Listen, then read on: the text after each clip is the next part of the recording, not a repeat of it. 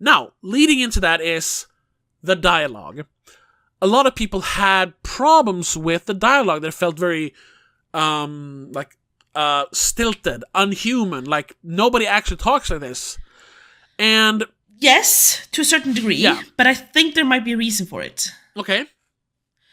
Because, first of all, the conversations between dad and daughter, Cooper and Riley, is not stilted, really. No. It's a little bit, dad being a little bit awkward. Yeah, and towards the middle of the movie. Yeah, and towards the middle of the movie when he's getting desperate. I'm thinking in the beginning. That's what dads are with their teenage daughters, though. Like, our dad could never speak normally to me when I was a teenager, for Christ's sake. He was the most embarrassing person in the world, but my friends loved him. I didn't get it. That's how dads are. Teenagers feel also, yeah. Exactly. That's how teenagers feel towards their dads specifically. Yeah. Which I think this captured perfectly. Well, I felt that way against our mom. I think that's a gender thing. Yeah, that might be You're so embarrassing! Shut up, Mom! Exactly, yeah. And I think that was perfect. Yes. No comment on that. And then everyone else who's working are all unconsciously, they're aware of it, and it's always in the back of their mind that somewhere in this arena is the butcher, the serial killer that everyone's chasing. Yeah. It's a tense event, but they're all trying to hide it because the audience doesn't know. Yeah. So that's why they are all feeling a little bit awkward. Because they're not trained for this. They've just been told like a day before, or even the same day maybe. Yeah, today you're going to help us that catch a serial FYI, killer. We're going to have 300 cops, which is, first of all, everyone gets tense when cops with weapons start running around, especially when there's more than like two. Yeah. Doesn't matter if you've done anything bad in your entire life or not. No. You're gonna feel uncomfortable. Yeah.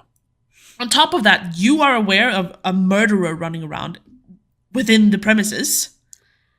And you've been told that you need to look out for certain signs, and you need to flag us, and you need to think about all these stuff, apart from your job, and already being like, it's 30,000 people, and you're partially responsible as a person who works there. So of course they're going to be a little bit stilted and awkward when they talk to people. Yeah. Because they're up here. And then you have dad getting more and more uncomfortable with the situation because he realizes that, shit, I am trapped. So of course, he gets more stilted and awkward with how he talks to himself and to people and to his daughter. Yeah. And it's all normal. And also... They should be weird, awkward, and stilted. Yeah. And also, it's... If they were all casual, it would have been weirder. And it's also a psychopath trying to act normal. Yeah, exactly. But here's also the thing that I think... I know some people pointed it out, but I just want to mention it because that was the first thing I thought when I saw. Especially there was one review that was like, "You idiot!" And this is from a guy who should know movies because he has a movie review channel, Karsten Runquist. He was the one. I think that's the one also that people were referring to a lot. Working off of. Yeah, he gave it 4 out of 5. So I guess he liked the movie still, but he said like this: you got to wonder if M. Night Shyamalan has ever had a conversation with a human being because of the dialogue. But then you just like his dialogue though, like all the things you mentioned, but also his dialogue has always been stilted, just like his very kind of locked off shots, all the weird staring into the camera, all the close-ups of the faces. It's always been part of his style of directing to have kind of awkward conversations between people, because isn't that what he writes as well? Yes, yeah. I mean, that's what I mean. It's part of his style.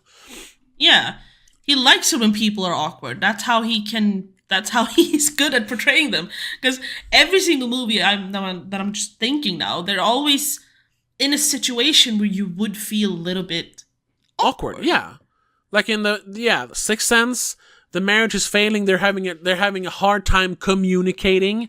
The movie is literally about learning to like understand your loved ones. If it's your husband or your wife or your son or your mother. Like, sure, it's a ghost story, but that's what it's about. I mean, he literally figures out that if I just listen to the ghosts, they'll leave me alone. Yeah, some are bad, but most of them just want help. Yeah. Yeah, so the movie is about, awkward conversations trying to figure out things. Yeah. Yeah. Signs. you come from the mother has just died, right? Yeah, a year. Which is making everything tense in the entire family. Yeah, and because... And then on top of that, you have weird fucking aliens. Yeah, and it's also about this pillar of the community, Father... Oh, yeah. Whatever his name is. He was the priest that everyone looked up Yeah. to. He was like... He was the father guy. to everyone. Not just his children, but now he completely rejects that. I mean, in the end, he literally says, "I hate you," when he speaks to God. So yeah, it is... A rift has grown, not just between him and the community, between him and his children, which is why they have a tough time talking to him. And his brother, which has kind of been a fuck up, probably hasn't been part of the family for a long time, has just moved back in to kind of help. Of course it's going to be awkward. Yeah. Everyone is on edge around him because it feels like he hasn't really moved on and they're worried he's going to like melt down. And in the middle of this, you're fucking aliens. Yeah, exactly. I mean, same with the visit. If we're being on, like, they're like, I don't know how to talk to you. The kids haven't. That's the thing. The kids haven't met their grandparents in forever. Yeah, because and all of a sudden they're shipped off to be with them alone without their parents. Yeah, of course it's gonna be awkward. And then it turns out, they're not insane. Yeah, exactly.